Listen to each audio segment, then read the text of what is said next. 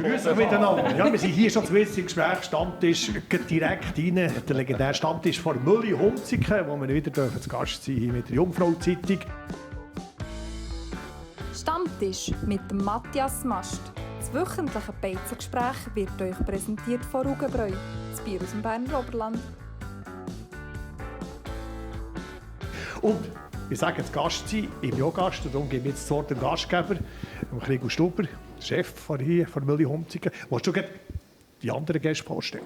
Ja, das mache ich doch äußerst gerne. Wir haben heute 2 lustige Gäste wieder bei uns, nämlich Sandy. Sandy steht schon seit fast 30 Jahren auf der Bühne von diesem Land. Und sie ist auch sehr verbunden mit dem Lokal hier. Sie ist eigentlich immer da, wenn es einen Tourstart zu feiern gibt oder eine CD-Taufe oder ein Tourende oder einfach grundsätzlich, wenn es etwas zu feiern gibt. Wenn sie auftritt, ist die Mülli immer voll. Und Sandy hat ein ganz spannendes Projekt am Start. Ist mit dem auch erst hier auftreten, Sandy Pur. Und sie präsentiert sich dort so ein bisschen in einem ganz neuen Gewand mit ohne grossen Firlefanz und dafür mit einer neu zusammengestellten Band, so ein bisschen akustisch, mit neuen Instrumenten auf der Bühne. Total eine spannende Sache. Und dann geht neben mir der Schörer, er ist Sänger von Span. Auch er ist ein Urgestein, man kann fast so ein bisschen sagen, Span sind die Wegbereiter vom Berner Rock. Es ist die am längsten oder die älteste noch aktive Band vom Mundart-Rock. Und auch sie sind bei uns auftreten in Mülli vor ein paar Wochen. Und darum sind das Gäste, die ich denke, passen wunderbar hierher für das Gespräch. Du hast das Stichwort gegeben, Berner Rock. Es gibt ja auch noch einen Song, oder? Darum haben wir von Bern den Berner Rock so gern. Stimmt, ja. Sandy ist eigentlich eine der wenigen Frauen, die ihr aufgenommen habt, die eure erlauchte Herrengilde. Also, ich bin noch so ein bisschen aufgewachsen. Schweizer Rock ist einfach Mannensache, außer Background-Sänger oder Groupies. Also, was war jetzt der Grund, dass ihr doch jetzt Sandy akzeptiert? Ja, mit der Sandy ist natürlich speziell. Wir kennen uns schon seit Jahren und es basiert, glaube ich, auf Zuneigung.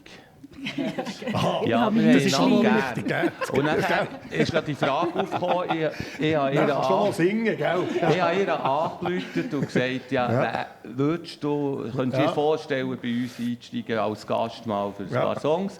Und dann hat sie spontan zugesagt und wir haben die Zeit sehr genossen. Liebe auf den ersten Jam. Das ist jetzt wieder so ein bisschen väterlich, oder? Also, wie bist du eigentlich eingedrungen, also lang Background-Sänger? Hast du so das Gefühl gehabt, also irgendwo, es ist noch ein bisschen schwierig in die Männer. Also wir in China, früher haben wir noch gesagt, wer AK gehört auch noch so ein bisschen dazu. Es Kleenex von Zürich, ich glaube, eine Frauenband.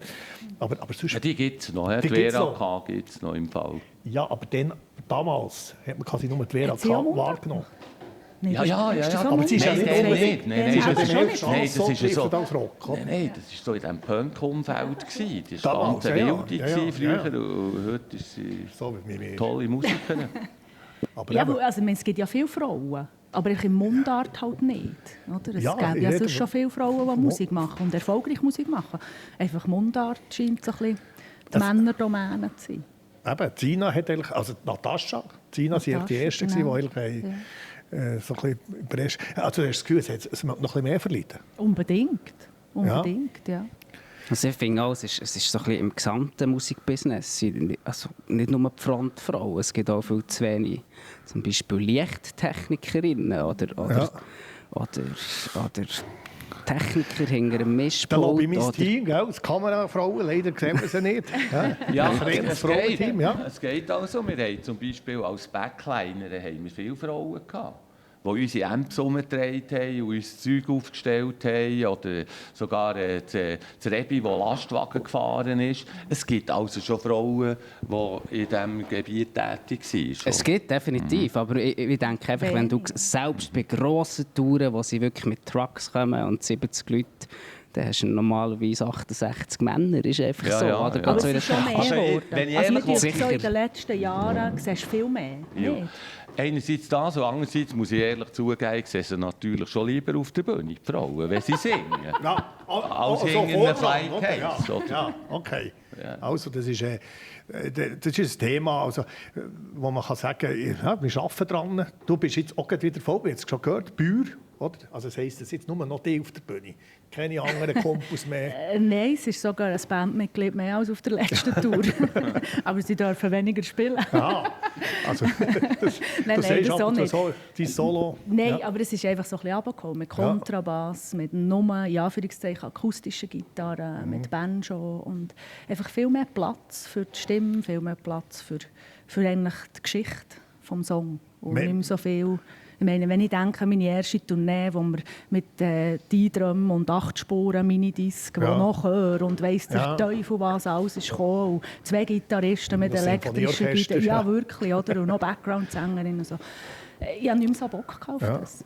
Ist der jetzt jazziger, mehr jazzig als rockig? Also das musst du jetzt fast so sagen, Krieg. Ich habe es nicht das Gefühl.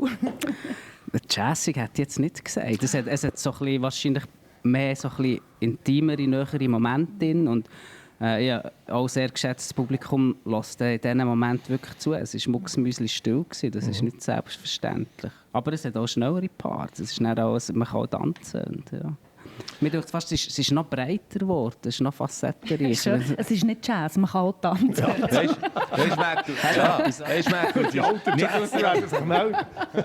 nicht überall, wo ein Stehbass ist Jazz. Ja, genau. Oder Soul. Sorry, sind wir Jazzmusiker-Witze? Nein, also ich habe Jazzschule-Absolventen in der Band, mehrere. Also ich habe nichts gegen Jazzer. Ja, also wir lassen die Witze. Also, aber das ist noch etwas, wir hören zu, stiller. Es ist ja noch lustig im Rock'n'Roll, die ganz zügigen Nummern sind vielmals Balladen. Oder? Also die Nummern, die ziehen, ja. Oftmals, ja, vor allem bei den Heavy-Metallern oder so. Und tendenziell ist es schon so, dass bei vielen Bands einfach Balladen erfolgreicher sind. Ja. Also tut man sich den Rock so ein bisschen rauszulassen, tut man sich zurücksehen. Rock so. Ist ein Feeling für mich. Ja. Also die Bands, die ich habe, sagen wir wie MGM oder Schörgali oder so, das sind akustische Bands. Das spiele ich mit der akustischen Gitarre und auch mit dem Schweizer Schörgali und so. Aber der Rock ist eigentlich dort schon voll drin. Das ist nicht abhängig von der Lautstärke, sondern das hat mit der Gesinnung zu tun, mit einer Power, wie der Intensität, wie du an das Zeug hergehst und wie du das überbringst. Oder?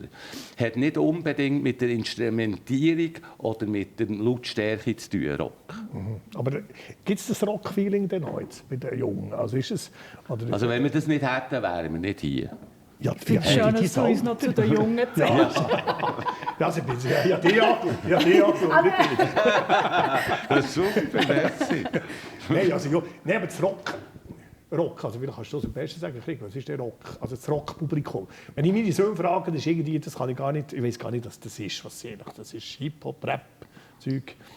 Sprechgesang. Du, ich glaube, eben bei den Kids ist das wahrscheinlich einfach, es ist ein bisschen breiter geworden. Es gibt halt mehr Strömungen, die lassen sich auch nicht mehr so gerne schubladisieren oft. Aber wenn du an ein Festival gehst und du siehst die 16-jährigen Kids und die hören durchaus zu einem grossen Teil sehr rockige Musik. Vielleicht ist es mehr Indie-Rock geworden zum Teil. Vielleicht, es gibt natürlich auch im Metal viele Strömungen, Metalcore oder so, die die Jungen hören.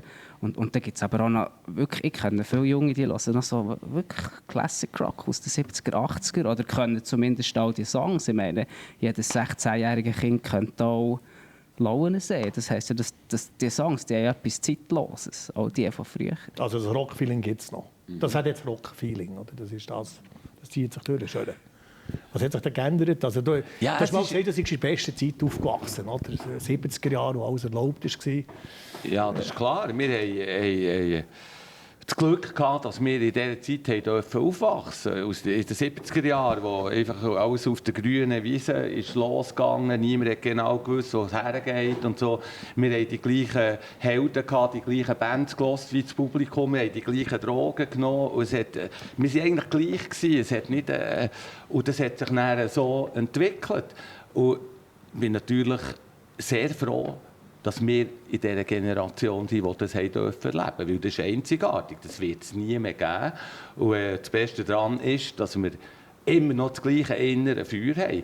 Weisst du, Rock, das ist irgendwann durch für mich auch eine Lebenshaltung.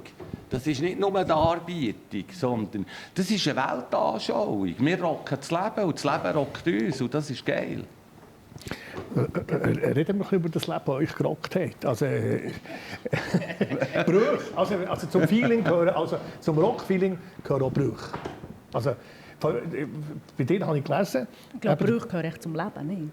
Grundsätzlich. Ja, ist das stärker, wenn man im Rock-Business ist? Oder wenn man auf der Bühne ist, tun ihm Brüche mehr weh?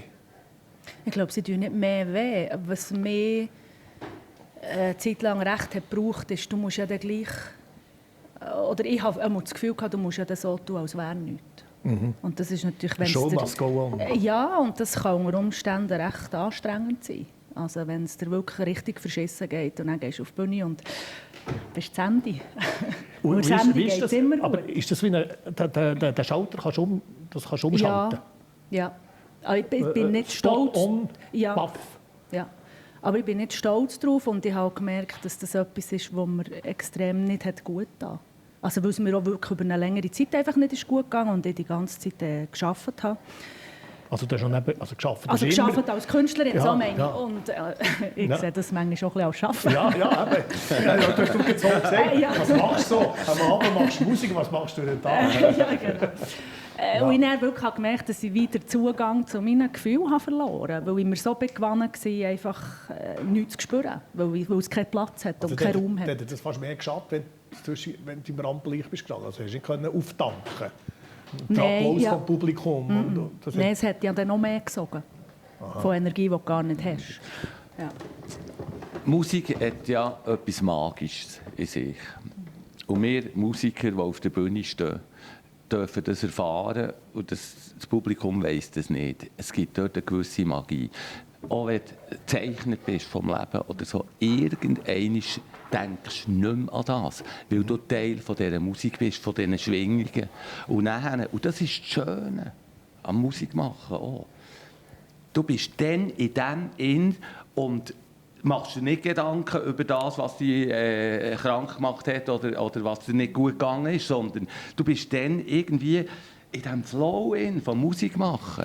Und das ist wunderschön. Ja. Das ist der Unterschied. Oder? Ja. Das ist das, was ich lernen musste. Dass ich, wenn wir probiert haben, habe ich das genauso gehabt. Aber es gibt Musik machen oder Musik auf der Bühne machen. Man kann für sich Musik machen. Oder? Die zwei Sachen hat es für mich gegeben. Es war für mich nicht das Gleiche, ob ich probe. Dann hat es mir gut getan und Kraft gegeben und auf der Bühne hat es gesogen. Weil ich das Gefühl hatte, ich muss etwas darstellen, wo ich wie nicht bin. Ja. Ja. Also in diesem Moment zumindest nicht. Und das habe ich versucht zu ändern über die Jahre und habe das Gefühl, ich bin so nah dran wie auch noch nie. Wie hast du, früher, deine Generation, hat sofort Drogen genommen, oder? Ich nehme an, also, für so den Blues zu überbrücken. Ja, klar, wir haben logisch, wir haben Drogen genommen, bevor sie es überhaupt gegeben haben. Was denn sonst? Nein, aber irgendwo, jeder muss ja sein Rezept haben, oder? Also irgendwo, Drogen kommen. Ich meine, ich unterscheide zwischen Drogen und Stimulanzen. Stimulanzen gehören zu der Schöpfungssitzen. Ja. Oder? Und ich meine, Koks und Heroin und so Zeug, das sind harte Drogen. Aber irgendwie Outdoor-Gras ist reine Stimulanz. Das ist wie ein Fleugenpilz. Und wenn der liebe Gott nicht hätte wollen, dass das wächst, dann würde es nicht wachsen. Du hast jetzt aber gesagt, Outdoor-Gras. Wir sind noch Ja, das siehst du natürlich, dass ich den Unterschied weiss. Ja. Von früher. Was auch immer das jetzt Vielleicht heißt. soll man das erklären. Es ist ziemlich massiv stärker geworden mit Indoor-Gras. Sie sagen es. Ja. Nicht, dass du es wüsstest, aber sie sagen Gut, du bist ja... Nein, du darfst... Ich tue dich jetzt Alter, du bist ja seit 15 Jahren drogenfrei, oder? Das ist das eigentlich rufschädigend für einen Rock'n'Roll? Ja, das ist das Größte, ich kann dir sagen. Das ist mir eingefahren wie mein erstes LSD. In dem Moment, wo ich mich entschieden habe, nicht mehr Alkohol zu trinken, kein Koks mehr zu nehmen, keine harten Drogen. Ja. Da bin ich wie neu auf die Welt gekommen und ich bin glücklich und zufrieden seitdem. Mehr als vorher, weil ich nämlich mittlerweile weiss, was passiert. Das habe ich vorher nicht mehr gleich gewusst. Also, früher habe ich nie die goldige Mitte gesucht. Entweder links, volles Rohr oder nichts. Und seit 15 Jahren sehe ich, wie schön das ist, wenn man aus der Mitte, aus der inneren Mitte raus arbeiten kann. Das ist auch schön. Es sind noch viele Rock'n'Roller auf dieser Linie. Gell? So ab 50 werden sie irgendwie trocken und nehmen gar nichts. Ich finde es noch ein bisschen schade, nur schnell eine Zwischenfrage. Ein Glas Rotwein, das ist ja fertig. Ich liebe Rotwein. Aber? Ich liebe die Farbe, ich habe den Duft gern und die ganze Kultur drumherum und so. Und ich trinke auch Rotwein. Bis zu dem Moment, wo es mir einfährt. Das kann nach 3 Schlücken sein im Amarone oder so. Und von dem Moment an weiss ich, bis hierher war es geil gewesen, und jetzt wird es nicht mehr besser. Aha. Also muss ich das Glas gar nicht austrinken. Das ist noch interessant. Eben Rock'n'Roll bei den Stones. Ich erinnere mich so vor 40 Jahren. Ich hätte nie gedacht, dass Keith Richards mal so alt wird, wie er schon dann ausgesehen hat. Ich glaube, das hat er auch nicht gedacht. Das hat er auch nicht gedacht. Ja. Aber ich habe so ein bisschen, meine Beobachtungen irgendwie gezeigt, dass es tendenziell ist. Alle unsere Helden, Stevie Winwood, Richards, Clapton, Pete Townshend, da kannst du noch und noch Sting aufzählen. Alle haben in dieser Lebensphase um 50 herum haben die Kurve gekratzt und haben den Weg gefunden.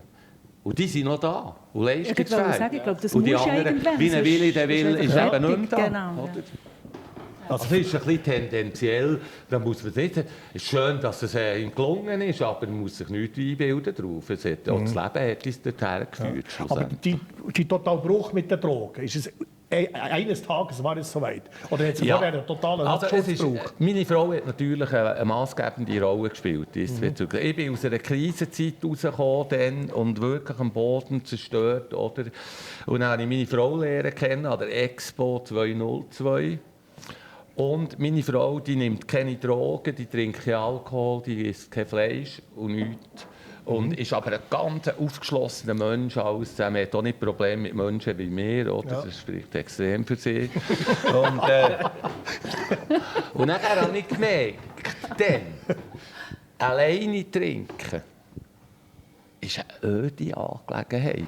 Und irgendwann, so nach 2 Monaten, hat mir gedacht, wenn mir etwas liegt an dieser Beziehung, muss ich etwas ändern, weil das kann so auf Dauer nicht gehen. Ja. Und dann habe ich den Entschluss gefasst, ich höre auf mit Alkohol und Drogen. In diesem Sinn.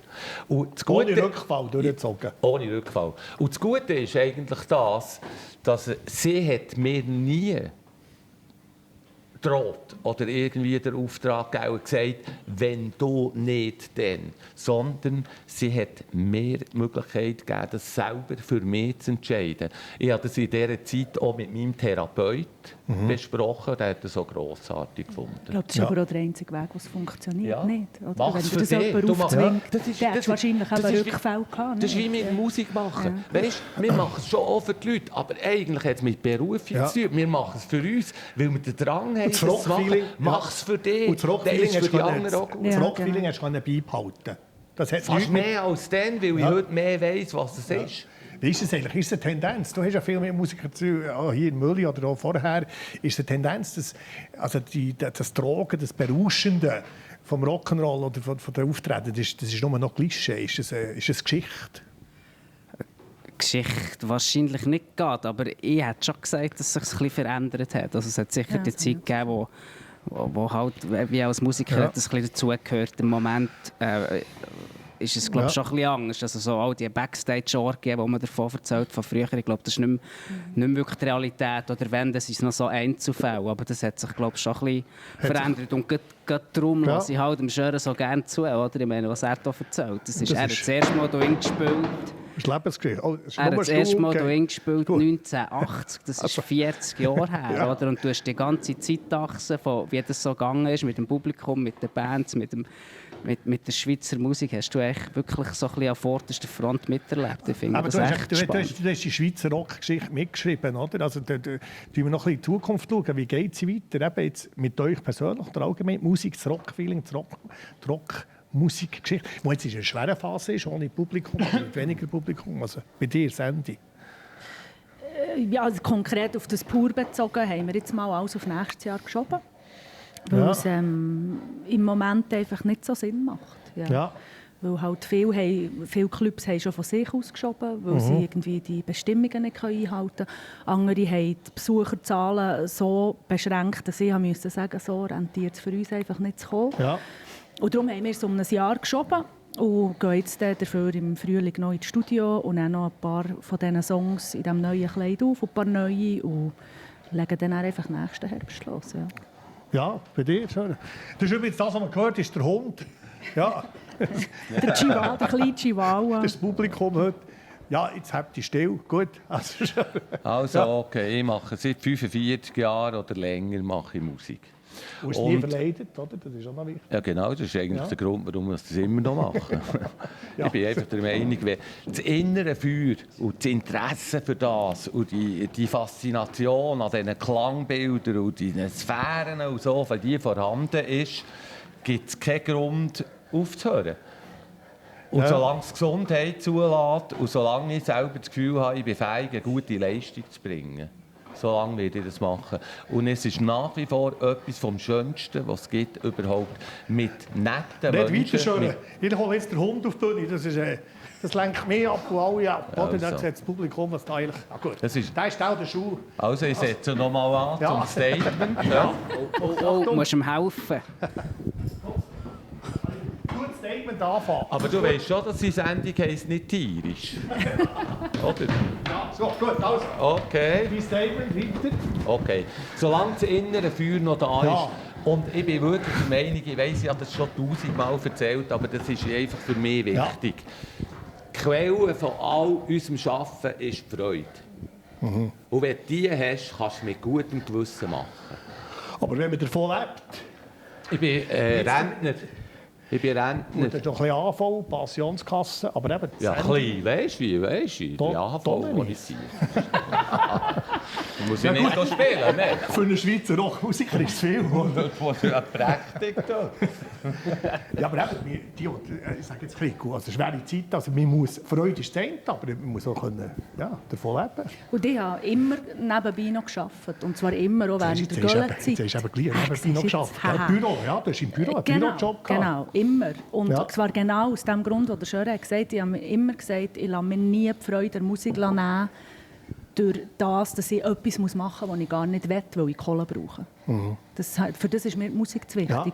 Und darum habe ich immer noch gearbeitet und dann musst du das nicht. Und dann, ja, jetzt ist halt eine Scheisszeit, logisch. Ich hatte auch gerne eine Tour diesen Herbst. Ja. Aber ja, jetzt ist sie halt nächstes Jahr. Weißt, für mich gibt es eine Entspanntheit rein. Ja. Und ich bin halt der Mensch, der immer findet, alles, was passiert, hat einen Grund. Und das ist immer auch eine Chance. Und für mich ist es jetzt eine Chance, dass wir eben in das Studio noch gehen und die Sachen noch rauslassen, was wir sonst nicht hätten gemacht.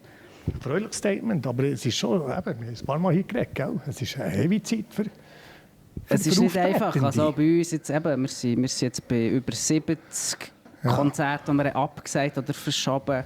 Aber es gibt dann gleich so ein bisschen auch die schönen Phasen. Jetzt zum Beispiel Sandy und Schöre sind genau so Beispiele. Mit ihnen können spielen. Im September auch, weil wir miteinander reden können. Also zum Beispiel im Fall vom Schöre ist es dann wirklich so gewesen, wir haben aus einem ausverkauften Konzert 2 können machen. Das könntest du nicht mit jeder Band. Weil, wir haben den Doppelaufwand, brauchen es 2-mal Personal, wir geben es 2-mal ein Wochenenddatum her, das wir vielleicht sonst hätten können machen. Und für die Band ist es das Gleiche. Sie müssen 2-mal liefern. Am Schluss hast du gleich viel Leute wie sonst bei einem Konzert. Und das schaffst du nur miteinander. Du musst miteinander irgendwie eine Lösung finden, wie das dann finanziell löst, so dass den Leuten gleich das bieten kann, dass sie rausgehen und sie haben Freude haben. Und ich glaube, das haben wir jetzt in recht vielen Fällen so geschafft. Und das gibt dann auch wieder Motivation für alles, was kommt. Also wir sind wie an einem Punkt, es entsteht wieder etwas, man kann wieder etwas machen und an dem sollten wir uns halten. Und das gibt dann auch so die Energie für alles weiter, auch wenn es natürlich für alle Beteiligten nicht ganz so eine einfache Zeit ist. Das wäre irgendwie das Rock-Feeling oder auch Solidarität, oder? Ja, es ist eine Lebenshaltung. Ja. Wir haben ja gesagt, mit MGM oder mit kleineren Formaten. Ich kann natürlich für 50 Leute spielen wie für 500 Leute. Ja. Für uns ist es von dem her gesehen, wir sind in einer glücklichen Situation. Und wir haben aber auch die Einstellung, wir sind stolz und helfen allen, diesen Kulturveranstaltern in irgendeiner Form, dass die existieren können und uns weiterhin die Möglichkeit geben, dass wir spielen können. Ich hatte vorhin ein Telefon von unserem Booker, wo es um eine Gage ging, von Spa, und sagt, jetzt, die können das nicht stemmen. Und so. Und dann habe ich gesagt, hey, komm jetzt, das ist nicht das Problem. Wir machen das, weil wir wollen denen helfen. Das ist unser Beitrag. Und dass der Laden weiterläuft, überhaupt, oder? Klar ist mit Einbussen zu rechnen, aber seien wir nicht mal ehrlich. auch ich habe gebügelt in meinen Profizeiten. Oder? Und ich war froh, dass ich nebendran manchmal einen Job hatte, weil das mir Strukturen in mein Leben gebracht hat. Das hat es für mich eigentlich angenehmer gemacht. Oder? Und schlussendlich ist es das Leben. Und es ist halt ein wichtiger Teil. Kultur ist für mich Salz und Pfeffer im Leben. Das hat schon mein Therapeut gesagt. Er hat gesagt, der Künstlerin müsst weitermachen, weil das die Essenz vom Dasein schlussendlich. Das nächste Mal holen wir noch den Therapeuten. Der stand Der ist gestorben. aber nicht gestorben, nicht wegen dir. Der ist vor mir gestorben. Nicht wegen mir. Vielleicht wegen der anderen. Gut, aber wirklich ein Lebensnachschluss von diesem Stammtisch. Ich will nur noch schnell die Strukturen. Wie geht es weiter da in Mülli? Also, können wir noch was hören? Also jetzt sind wir haben Anfang September schon wieder gestartet mit einem vollen Programm. Wir haben jede Woche 4-5 Konzerte wieder. Halt, es ist nicht mehr immer so, dass du in 550 Leute sind, wie vielleicht noch letztes Jahr, sondern manchmal sind es halt nur 200, aber halt wirklich so in einem Rahmen, wo es Rückzugsmöglichkeiten gibt. Die Leute kommen mit Masken und haben das total gut akzeptiert. Es ist eine grosse Solidarität und ich glaube, das könnt ihr zwei auch bezeugen. Auch mit Masken, die Leute singen mit, sie klatschen mit, die Emotionen sind wieder da. Und das ist schlussendlich, was zählt. Ob jetzt hier 5 Leute stehen oder 500, wenn die siehst, glücklich rauslaufen und die sagen, hey, das ist ein schönes Konzert gewesen, trotz Masken, trotz Registrationen, trotz Sektoren und was es heutzutage alles gibt. Ich denke, die Leute gewöhnen sich ja auch daran. Also wir müssen nicht schlechtweg daran gewöhnen. Das ist nicht übermorgen vorbei. Und das, ich glaube, irgendwann ist echt der Punkt, wo du wieder an ein Konzert willst, Masken hin oder her. Ja, besonders einfach nicht mehr das Wort mal hören. Es ist ein Abend irgendwie etwas anderes hören. Ja, genau. Musik, ja. An dieser Stelle möchte ich gerne besonders Gregor Stuber und seinem Team ein Kränzchen winden. Das waren die Ersten für mich, die nach Lösungen gesucht haben. Wo es nicht um einen Profit ging, sondern dass wir den Kulturbetrieb aufrechterhalten. Und ich kann dir sagen, an jeder Show, die wir spielen oder so, bedanke ich mich als erstes beim Publikum, dass sie den Mut haben, überhaupt daher zu kommen, in diesen widrigen Umständen. Und wir haben ja auch nicht gewusst, als wir hier gespielt haben, vor 300 Leuten, oder, wie, alle mit Masken, wie das rauskommt. Aber eins kann ich sagen, es ist niemand unglücklich rausgegangen hier. Sie haben es trotz Maske und allem zusammen, haben sie es einfach geschätzt. Wie ist denn der reingekommen mit der Maske? Strange wie ein Mohren. Ich sage noch, weißt du, was ich noch cool gefunden? Du schaust den Leuten direkt in die Augen. Das ist das gibt fast noch mehr Verbindung. Stimmt. Nicht? Das ist das, was ich gesagt habe. Ich sehe eigentlich euer Gesicht nicht, aber ich sehe die Strahlen in den Augen. Wahrscheinlich seid ihr alle am Lächeln. Ja, nein, es ist, mir hat's gedacht, du hast fast mehr Verbindung zum Publikum als sonst, weil du kannst gar nicht anders hinschauen. Haben wir doch noch Vorteile von dieser Maske. Ja, das ist gut. Etwas, was uns verbindet, was sie vorhin auch schon gesagt hat, Sandra, ist einfach, wir sind positive Menschen. Ja. Oder? Haben wir gemerkt jetzt? Das Glas ist halt einfach eher halb voll als halb leer. Es bringt alles andere nicht. Und genau das ist doch Rock'n'Roll. Du sagst, jetzt ist halt eine gewisse Zeit, wir gehen mit Maske an Konzert, vielleicht an diesen Ort. Aber wir gehen und wir erleben weiterhin Kultur. Und die näher daheim bleiben und in den sozialen Medien irgendwie laut rumbrüllen, dass sie sicher nie mehr in die Mühle gehen, weil jetzt dort eine gewisse Zeit lang halt eine Maske haben. Hast du schon gehört? Gibt es natürlich auch. Ich frage mich, das ist für mich weniger Rock'n'Roll in dieser Zeit. Und dann bremse ich noch diesen Bands an den Auftreten so ein bisschen rein. Sondern die Leute, die kommen, trotz allem, trotz diesen Bestimmungen und weiterhin Kultur genießen, die sind die uns am Schluss durch die Krise durch werden schaukeln. So wird es sein. Und so wird es uns alle weitergeben. Also ich habe jetzt auch gestrahlt als Gast von diesem Stammtisch, wo ich auch bin. Merci für den Rock'n'Roll, den ich erleben durfte. Ich wünsche natürlich weiterhin viel tolle Auftritte, Mülli und den Musikern.